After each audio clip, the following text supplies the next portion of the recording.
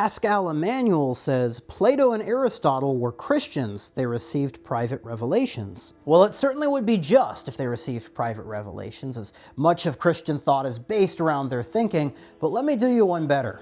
Arguably the greatest of all of the classic Roman writers was Virgil, who is now more famous for accompanying the pilgrim in Dante's Inferno. But in one of his greatest poems, the Fourth Eclogue, we see that many of the church fathers saw it as a prophecy for the coming of Christ. The poem is about a prophecy from the Oracle of Cumae, who speaks of an incoming birth of a divine child who will eventually rule the world. Indeed, around 40 years after the poem was written, there was a divine child who was born in Bethlehem. St. Eusebius even gives us an entire speech by Emperor Constantine, the first Christian Roman emperor, who interprets the poem in light of Christianity. This is a widespread interpretation. Modern scholars, predictably, are quite skeptical about this interpretation, but many of them agree that Virgil was influenced by Hebrew ideas. And I tend to think that even if Virgil didn't receive some kind of private revelation, I think he would have been able to recognize that divine child in the Holy Land